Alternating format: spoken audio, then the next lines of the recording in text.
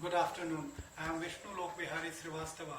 Today I am going to deliver a lecture on Hardy's philosophy of life. Thomas Hardy was the leading Victorian novelist. He stands at the threshold of Victorian as well as modern age. Therefore, the features of both the ages get assimilated into his writing. He started his career as a poet but finally shifted his attention to novel, sensing the popularity achieved by the practitioners of novels of the period. He gained popularity as a novelist following the publication of his fourth novel, Far from the Madding Crowd, written in the year 1874. Since then, till the publication of his last novel, Jude the Obscure, published in the year 1895, he wrote a series of novels of great repute which include The Mayor of Casterbridge, Return of the Native, Tales of the D'Urber Valleys, and Jude the Obscure. Within the span of 21 years, but stopped writing novel following a sharp criticism on his novel Jude the Obscure. Actually, Thomas Hardy was a pessimist. He was of the opinion that fate and chance play a dominant role on shaping the personality of an individual. They find an edge over the individual and forcing him to dance at their tune. And the poor fellow doesn't have the ability or courage to give a fitting reply to the challenges posed to their existence by these forces, and he submit himself completely to their fate without making any stiff resistance to their authority. Thomas Hardy has given the hint of his philosophy of life towards the fag end of his novel, The Mayor of Casterbridge. He says that happiness is but an occasional episode in the general drama of pain. It means that happiness comes for a brief period in the life of an individual. If the life of an individual is compared with a 3-hour movie, happiness comes for a brief period of interval or covering 3 or 4 minutes, and the rest of the life is marked by death, disease, destruction, and distress. The hero of his novel, Mayor of Casterbridge, Michael Henchard, is elevated to the status of a mayor from a lowly placed hairdresser. But fortune comes in the middle, and which sealed his prospect of leading a very prosperous life. He loses his wife. His daughter also part ways with him. Their relation ran into a rough weather since he decided to settle with a distant relative.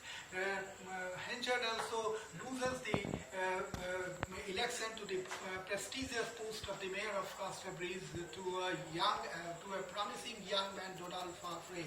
In this way, he was left in a state of distress and frustration, and in the state of utter desperation, he collapses before leaving a note that nobody should shed tear on his tomb. In his another novel, The Woodlanders, the heroine Grace Mulberry is misguided by Shakespeare on the false pretext that he doesn't have any relationship with ladies other than her. But once the secret is disclosed to her that he is having relationship with several ladies, she decides to part ways with him and join the company of his ex-boyfriend Giles Winterburn. But fate once again intervenes and spoils the possibility of leading a pleasant married life, since the poor fellow dies on a stormy night while sitting outside his hut. In his another novel, Far from the Madding Crowd, the heroine Bathsheba is tossed between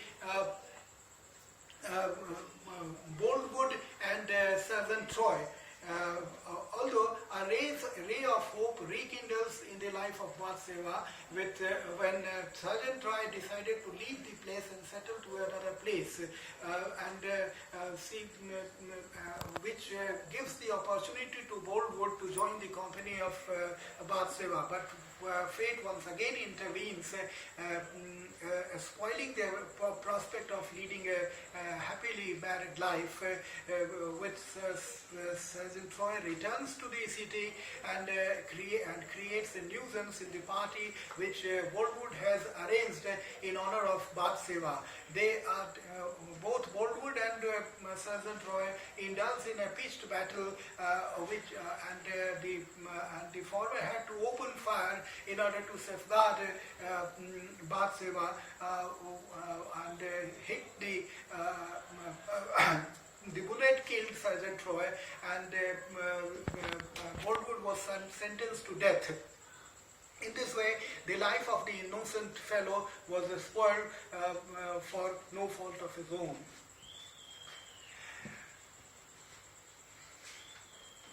Yeah. Thomas Hardy was also influenced by Greek dramatists like Sophocles, Euripides, and Aeschylus. The tragedy of Sophocles' drama, the tragedy of the hero of Sophocles' drama, Oedipus Terence, is caused not by the flaws latent in his own personality, as we see in the case of the tragedies of Shakespeare. Rather, he is made victim to the conspiracy hatched by these forces. The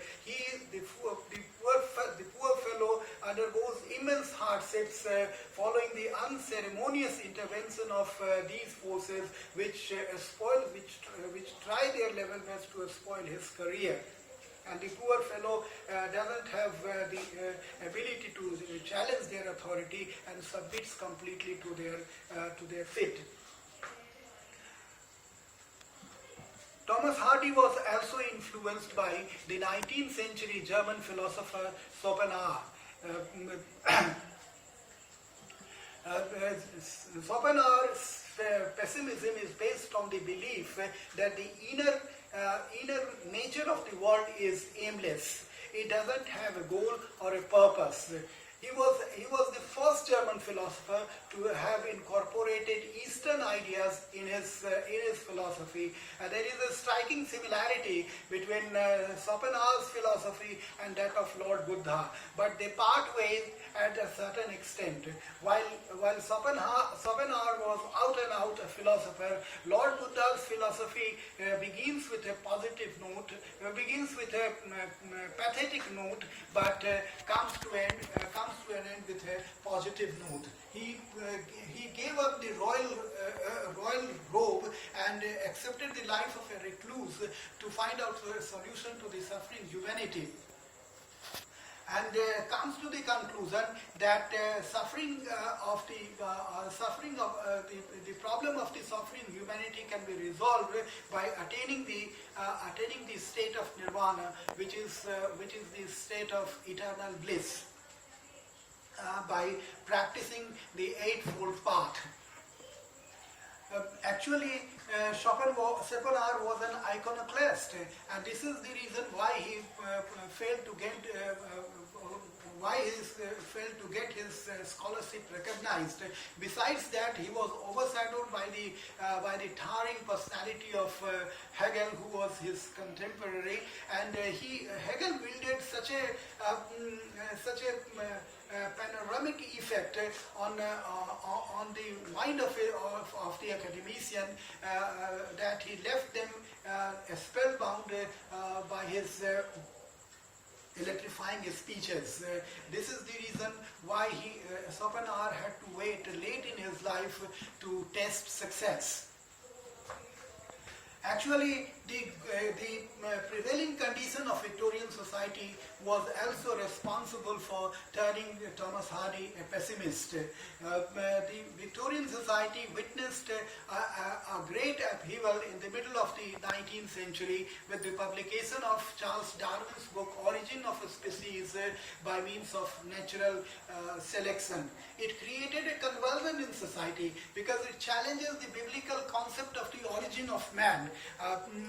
Darwin was of the opinion that the origin of a species is caused by the transformation of unicellular organism into the multicellular organism by the process of evaluation. It's a mechanical process, and he outright rejected any role or any intervention of a supernatural element or a divine force behind the creation of man or living organism. He was of the opinion that if one organism is given to him, he is capable of resolving the secret of the origin of the entire organisms of or entire species of the world. But he remained mute on the question that when did the first organism come from, and he readily accepted that there might be a possibility that God would have provided the first organism. But he is not behind the transformation of unicellular organism into the multicellular organism. Darwin was of the opinion that due to the scarcity of food and habitation struggle, the organisms are locked in a pitched battle, or they are locked in a struggle. Besides that, the organisms undergo various changes in their physical structure at regular intervals, and those who accommodate themselves with the change in their physical structure, with the changing environment, only emerge victorious. And nature itself comes forward to select the victorious. Besides that, Darwin is of the opinion that the changes which take place in an organism do not remain confined to itself. Rather, it is transformed to the next generation, and the next generation inherits those qualities from the preceding generation by way of heredity. So once Darwin came out with his theory of evolution, it created a convulsion in Victorian society. People were in a dilemma. They didn't know what to do, whether to repose faith in science or to shift their attention to religion. Religion no longer remained as the guiding force of society because its credibility was on the wane. Its credibility was hanging in balance, and people were in a state of disarray. A reign of anarchy prevailed in society. Everywhere there was chaos and disorder. People didn't know how did manage to just guide their life in a proper way, because religion no longer remained a guiding force of society. Nobody was there to give them a proper guidance. At that critical juncture, literature jumped into the fray and decided to provide an alternative, decided to emerge as an alternative to religion, to serve as a guiding force to society. Matthew Arnold came with the idea that moral ideas must be propagated through literature, and literature must take into considerations the problem facing the society, and he has maintained that poetry is criticism of life. The sense of gloom and despair which was created following the emergence of Darwin's theory of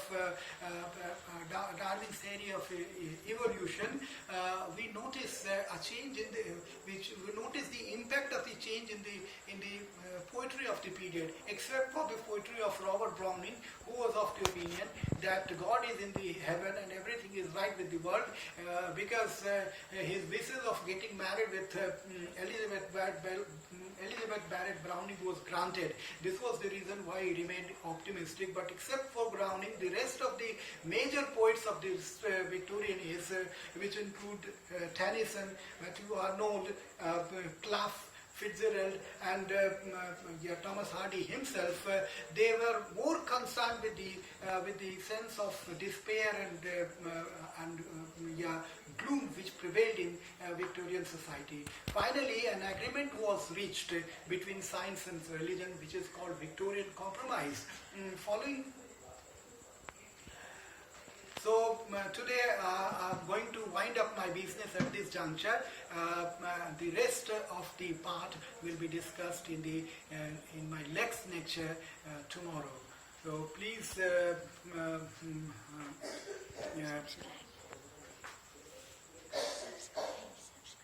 please subscribe my